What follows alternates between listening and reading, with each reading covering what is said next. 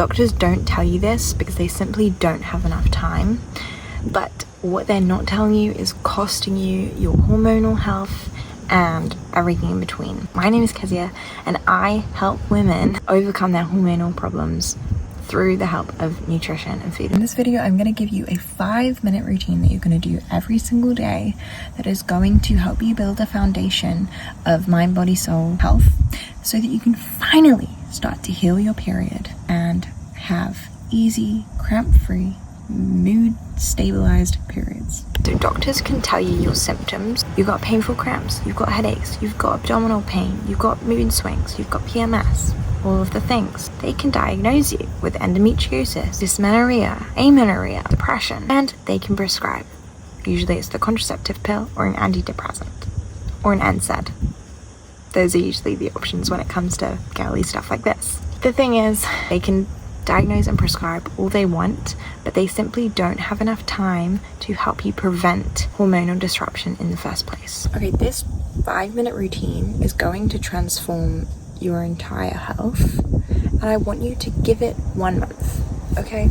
I expect you to be skeptical because a 5-minute routine is nothing, but it's not really about the routine, it's about the intention behind the routine, and I'm gonna jump into that in a minute.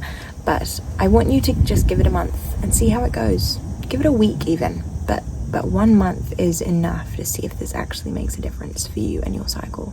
Okay, so here's the issue that I see most often in people trying to heal their bodies is that they actually know what to do. So when it comes to food and sleep and all of these things, they actually know what's necessary. They know what they need to do to live a healthy life, but it's actually very hard to stay disciplined and actually implement the things that you know to do. So in this video, I'm not actually gonna tell you what to do. I want you to take out a notebook and pen right now. We're gonna do this together now. And we're gonna do it old school. We're not gonna go on our phones because this is a thing that's between you and you, okay? Nothing else, right? I want you to use this time as reflection. Take 1 minute doing this, 1 minute for each exercise, by the way, okay? And this is going to be ideally the night before the next day. Does that make sense? So you're looking forward to tomorrow. And the first heading I want you to write down is sleep. Tomorrow, how do I want to sleep? How many hours of sleep do I want to get? Like, what kind of framework am I going to put in my evening so that it sets me up for the best sleep? If I want to get, for example, 8 hours of sleep, what time do I need to go to bed? What time do I need to wake up? What do I need to do in order to get that 8 hours of sleep? How am I going to prioritize that? The second title, food. And this is a big one. And I know that you know what a good diet looks like. Whole foods, good amount of water, protein, all of this stuff, fiber. Write down, what are you gonna eat? Literally, some ideas. It doesn't need to be like a whole meal plan, but like, what choices are you gonna make tomorrow that mean that you are on the right track for setting up a good foundation of healing? Okay, so for me this might look like writing down, okay, I'm gonna choose to eat a bit more fiber tomorrow. I didn't get quite enough veg in today. Or it might look like, ooh, I really am craving like this kind of meal. I'm gonna make a really healthy meal tomorrow. I'm gonna set aside half an hour to do that tomorrow afternoon, for example. So literally plan your day. This is kind of a planning meeting with yourself, but it doesn't need to take long. The third title I want you to write down is movement. It's as it sounds. How are you going to move tomorrow? I want you to choose how you're showing up tomorrow, and you need to check in with how you're doing today. Are you low on energy? Are you feeling energized? Does this feel like a good time to push through? Does this feel a good time to pull back? How are you feeling, and how are you going to approach your movement tomorrow?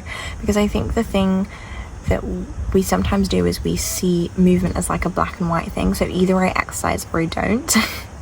It's not that. It's not black and white. So you can actually choose to do something different if you are lower in energy or higher in energy. So for example, on my period, I still move.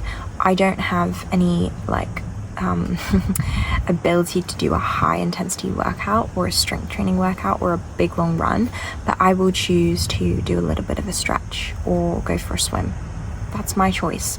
You can do whatever you want, go as high intensity or low intensity as you want tomorrow, but how are you going to show up for yourself tomorrow? And then the fourth thing is stress. So this is a huge one when it comes to any kind of health, but especially hormonal health. How are you going to manage your stress levels tomorrow? Check in with yourself how you're feeling right now, and then when you wake up tomorrow, check in with yourself again. But just spend a minute thinking about what you're going to put in place tomorrow to help keep yourself in a stable place. So this might mean, oh, I've actually got quite a lot on tomorrow. I need to say no to one thing. I need to cross something off the list so it's not too long a list. Or it might look like, oh, I actually really need some alone time tomorrow, so I'm going to prioritize that. Or it might look like deciding you're going to take 10 minutes of meditation tomorrow. Whatever it is, write it down. Spend a minute thinking about this. You know the things to do. I don't need to tell you. And then the fifth thing is any extras. So spend a minute thinking of anything extra that would help you feel the most full and vibrant form of yourself. And this might feel quite a faraway thing, but for me, it's always herbs. So I'm always thinking, okay, what tea can I make tomorrow? How can I involve herbs in my diet? Maybe add a bit of turmeric to my food. Yeah, so those are my extras. Extras also might be time with people. Extras might be things that you want to say no to, things that you want to say yes to. And that is the 5-minute routine. It is as simple as that. As I mentioned earlier, being disciplined is really hard. It's not the issue of knowing what to do. I think we all vaguely know what is healthy and what isn't healthy, but sticking to it is really hard. And it's really hard to do this alone, which is why I'm so freaking excited, because next month, August, I'm starting a workshop with a very small number of women, and we're going to be learning all about cycle syncing, and we're going to be doing it together. So if you are interested in joining that select group, please click the link in the description. And if you've enjoyed this video, subscribe, because I do these every week. Anyway, I hope you found this helpful, and I will see you next week.